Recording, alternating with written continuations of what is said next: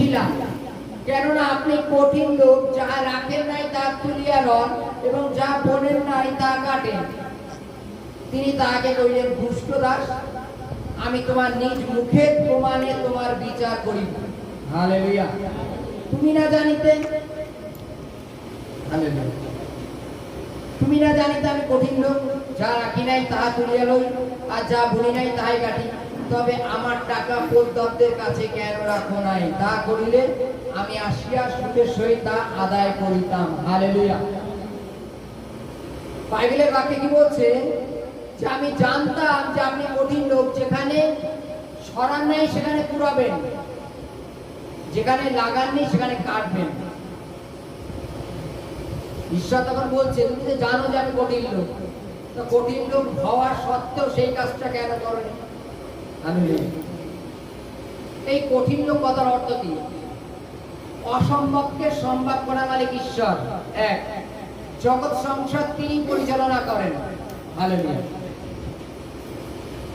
এখানে একটা ঘটনা দেয়া আছে, একজন মানে ঘটনা দিয়ে বোঝাচ্ছে যে একজন মানে ধনবান লোক, সে যখন বিদেশে যাচ্ছে,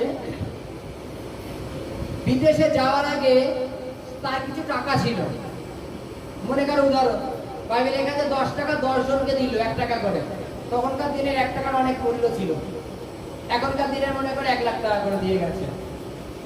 একজন লোক, তার মনে করো 10 লাখ টাকা আছে, সে মনে করে যে বিদেশে যাচ্ছি, ওখানে গিয়ে তো পয়সা ইনকাম করবো, এক কাজ করি, আমার 10 লাখ টাকা আছে, আমি 10 জনকে দিয়ে যাই। 10 জনকে দিয়ে গেল, এবং দিয়ে এই কারণে গেল, যখন আমি 2 বছর বা 3 বছর পরে আমি যখন রিটার্ন করব, এরা টাকাটা কোনো কাজে ব্যবসায় খাটাক, টাকাটা তো আমার লস যাচ্ছে না, শুধু আসলে তো কম বেশি তো পাবো, ভালো বুদ্ধি তো রাখি। এবার যখন 10 জনকে 1 লাখ টাকা করে দিয়ে গেল, তার মধ্যে বাইবেলের কাছে কিছু কিছু লোক সেই টাকা নিয়ে ব্যবসা করা চালু করেছে।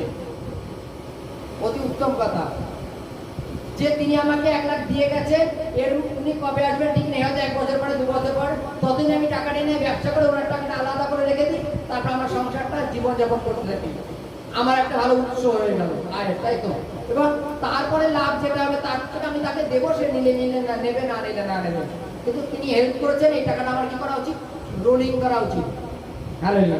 এটা কি বুদ্ধিমানের কাজ তো নাকি? নাকি? যেমন উদাহরণ, অনেকে সমিতির থেকে টাকা তুলে নেয়, টাকা তুলে টাকাটা রোলিং করলে তার বেনিফিট বোঝা যায়। আর যদি মনে করেন না, টাকা তুলে খেয়ে দিয়ে নিয়ে প্রথম কয়েকদিন মুখায় রেখে দিলাম, তারপর খেয়ে দিয়ে নিয়ে শোধ বাদ, তাহলে তুমি ভুল করছো। সেই টাকা নেওয়া না নেওয়া সমান, বরং যারা খেয়ে ফেলেছে তার জন্য পরে বের করে দিতে হবে পেটের থেকে। হালেলুয়া। বাইবেলে কি বলছে? কিছু কিছু লোক এরকম ব্যবসা করে কিছু ইনকাম করা চালু করলো, এবং মালিক যখন 2 বছর পরে ওখান থেকে রিটার্ন এসে বলছে, 10 জনকে ডেকেছে, ডেকে বলছে, এবার তোমরা এক এক করে আমার টাকার হিসাব দাও। প্রথম জন বলছে, মালিক আপনি আমাকে যে 1 টাকা দিয়েছিলেন, সেই 1 টাকা থেকে আমি আরো 10 টাকা ইনকাম করেছি, এটা ধরেন 10 টাকা লাভ করেছি।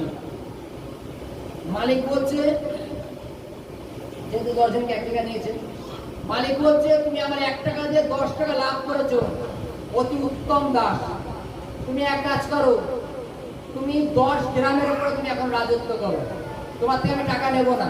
তুমি যে 10 টাকা এক্সট্রা লাভ করেছো, সেই টাকার লাভের দরকার নেই আমার, তুমি যে পরিশ্রম করেছো এটাই আমার যথেষ্ট।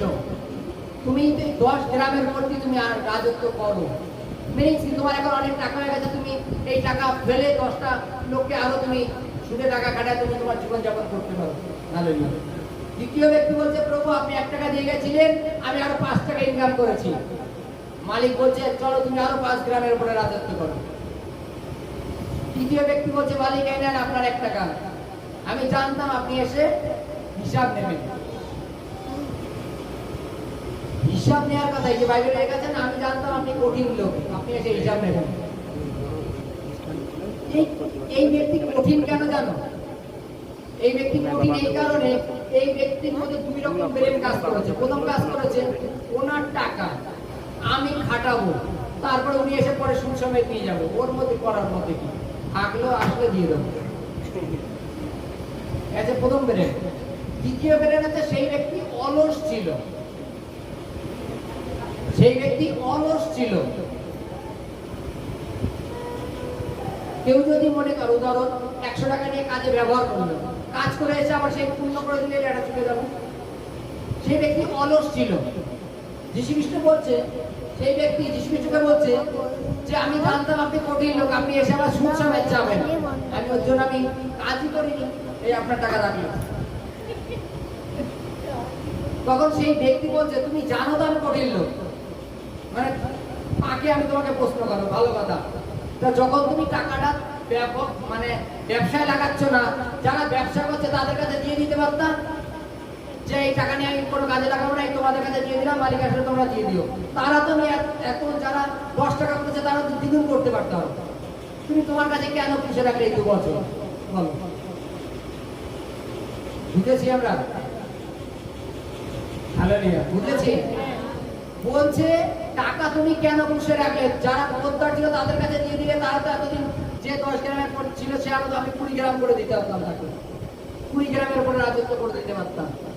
তুমি তোমার কাছে 2 বছর কেন পুষে রেখে দিলে? হালেলুয়া। বাইবেলে কি বলছে যে ঈশ্বর এইরূপ কঠিন লোক, তিনি আমাদের প্রত্যেককে কিছু না কিছু অনুগ্রহ দান করেছেন। হালেলুয়া। আর সেই অনুগ্রহ যদি আমরা ওরকম পুষে রেখে দিই, তাহলে ঈশ্বর বলবে তোকে অনুগ্রহ দেয়া সত্ত্বেও তুই ঠিকমতো ব্যবহার হচ্ছিস না। তার সামান্য একটা উদাহরণ, অনেক এমন দেখবা ল্যাংড়া লোলা লোক, তারা কাজ বাজ করে খায়, কিন্তু ভালো ভালো শরীর স্বাস্থ্যওয়ালা লোক ঘুমের থেকে উঠে সকাল 10টা, তারপরে গিয়ে বলে কাজ হয়নি বাজারে, আবার বাড়ি এসে ঘরে খাটে ঘুমায় পড়ে। হালেলুয়া। তারা এসে আবার খাটে ঘুমায় পড়লো, কাজ হয়নি। এবার উপযুক্ত সময় কর্ম না করলে কি হয়? তার মান মর্যাদা সম্মান কিছু থাকে? বাইবেলে কি বলছে? পরের লাইনে সেই মালিক বলছে তার যে বাকি যে দাস ছিল, সেই দাসদের বলছে ওর থেকে এই টাকাটা কারো কেড়ে নিয়ে যার আছে তাকে দাও, আর ওর যদি ঘরে কিছু থাকে সেগুলো নিয়ে নাও। কেন? এই 2 বছর টাকাটা রেখেছে, সেটা তার সুদ কোথায় পাবো না, ওর ঘরে যা আছে বিক্রি করেও নিয়ে নাও। হালেলুয়া। ঈশ্বর আমাদের প্রত্যেককে ট্যালেন্ট দিয়েছেন, অভিজ্ঞতা দিয়েছেন। কেউ সুসমাচার প্রচার করতে পারে, কেউ ঈশ্বরের কথা কিছু বলতে পারে, কেউ এটা তো বলতে পারে চল আমি তোমাকে নিয়ে যাচ্ছি প্রার্থনা পর্যন্ত, চল আমি ফোন নাম্বারে তোমাকে একটু হেল্প করতে পারি, চলো হেল্প তো করি। এটা হচ্ছে কাজ করা। ওই 1 টাকা যে তোমরা পেয়েছো না, ওই 1 টাকাটাকে কাজ করে বৃদ্ধি করা। এবার তুমি যদি বলো না আমি গেছিলাম ব্যস্ত, আমি খাটে বসে থাকলাম, ঈশ্বর তোমাকে বলবে দুষ্ট আর অলস দাস। দুষ্ট কথার অর্থ কি? যে ভাবেনি যে প্রভুর রাজ্য আগে বাড়ুক, সে হচ্ছে দুষ্ট। আর অলস মানে সে বাড়ির থেকে বেরোতে চায় না, কাজ করবো না। বাইবেলে লেখা আছে যার আছে তাকে আরো দেয়া যাবে। যে অনুগ্রহে 1 দিন 2 দিন বাড়াচালু করেছে, তুমি যদি প্রভুর রাজ্যের জন্য সেভাবে দরবার করো, ঈশ্বর তোমাকে আরো অনুগ্রহ দেবে, যেন তুমি আরো 2 গ্রাম বেশি প্রচার করতে পারো, দুজনকে যেন আরো বেশি ঈশ্বর রাজ্যের কথা বলতে পারো, তাদের উপরে যেন তুমি প্রার্থনা করতে পারো।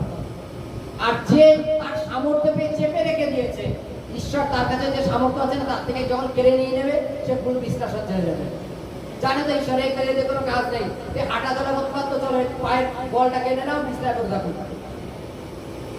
হালেলুয়া। বাইবেলে কি বলছে? হালেলুয়া। আমরা একটুখানি পড়ে দেখি। হালেলুয়া।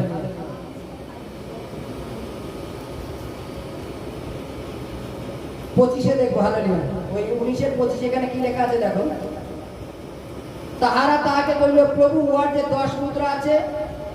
তখন প্রভু বলছে আমি তোমাদিগকে বলিতেছি যে কাহারও আছে তাহাকে দেওয়া যাইবে, কিন্তু যাহার নাই তাহার যা আছে তাহা তাহার নিকট হইতে লওয়া যাইবে।